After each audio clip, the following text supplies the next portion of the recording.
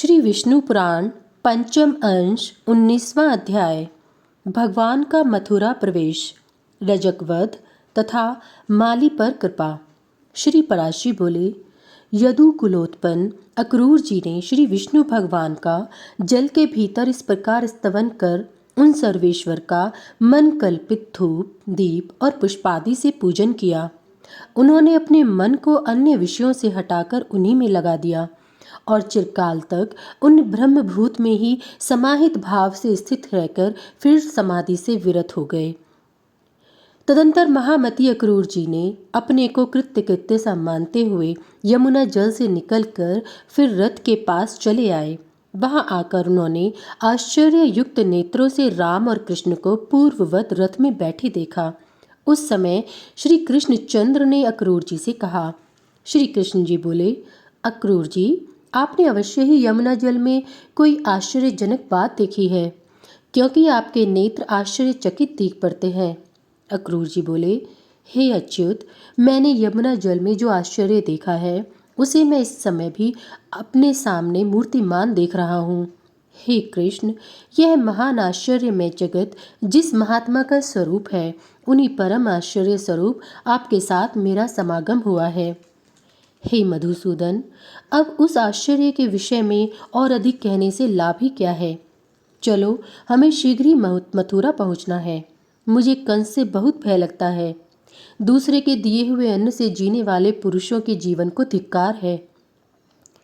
ऐसा कहकर अक्रूर जी ने वायु के समान वेग वाले घोड़ों को हाँका और शाम काल के समय मथुरापुरी में पहुंच गए।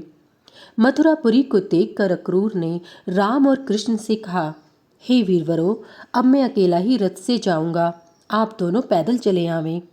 मथुरा में पहुंचकर आप वसुदेव जी के घर न जाएं, क्योंकि आपके कारण ही उन वृद्ध वसुदेव जी का कंस सर्वदा निरादर करता रहता है। श्री पराशरी बोले, ऐसा कह अक्रूर जी मथुरापुरी में चले गए। उनके पीछे राम और कृष्ण भी नगर में प्रवेश कर राजमार्ग पर आए। वहां के नर नारियों से आनंद पूर्वक देखे जाते हुए वे दोनों वीर मत वाले तरुण हाथियों के समान लीला पूर्वक जा रहे थे। मार्ग में उन्होंने एक वस्त्र रंगने वाले रचक को घूमते देख उससे रंग बिरंगे सुंदर वस्त्र मांगे। वह रजक कंस का था और राजा के मुंह लगा होने से बड़ा घमंडी हो गया था। अतः राम और कृष्ण के वस्त्र मांगने पर उसने विस्मित होकर उनसे बड़े जोरों के साथ अनेक दुर्वाक्य कहे। तब श्री कृष्णचंद्र ने क्रुद्ध होकर अपने कर तल के प्रहार से उस दुष्ट रजक का सिर पृथ्वी पर गिरा दिया। इस प्रकार उसे मारकर राम और कृष्ण ने उसके वस्त्र छीन लिए तथा क्रमश नील और पीत वस्त्र धारण वे प्रसन्न चित्त से माली के घर गए। हे मैत्रेय, उन्हें देखते ही उस माली के नेत्र आनंद से खिल गए और वह आश्चर्यचकित होकर सोचने लगा कि ये किसके पुत्र हैं और कहाँ से आए हैं। पीले और नीले वस्त्र धारण किए उन अति मनोहर बालकों को देखकर उसने समझा मानो दो देवगण ही पृथ्वी तल पर पधारे हैं। जब उन विकसित मुख कमल बालकों ने उससे पुष्प मांगे तो उसने अपने दोनों हाथ पृथ्वी पर टेक कर सिर से भूमि को स्पर्श किया। फिर उस माली ने कहा, हे नाथ, आप लोग बड़े ही कृपालु हैं जो मेरे घर पधारे। मैं धन्य हूँ, क्योंकि आज मैं आपका पूजन कर सकूंगा।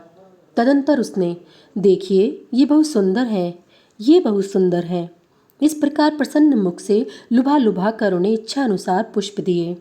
उसने उन दोनों पुरुष श्रेष्ठों को पुनः पुनः प्रणाम कर अति निर्मल और सुगंधित मनोहर पुष्प दिए। तब कृष्णचंद्र ने भी प्रसन्न होकर उस माली को यह वर दिया कि हे भद्र, मेरे आश्रित रहने वाली लक्ष्मी तुझे कभी न छोड़ेगी। हे सौम्य, तेरे बल और धन का ह्रास कभी न होगा और जब तक दिन सूर्य की सत्ता रहेगी तब तक तेरी संतान का उच्छेद न होगा।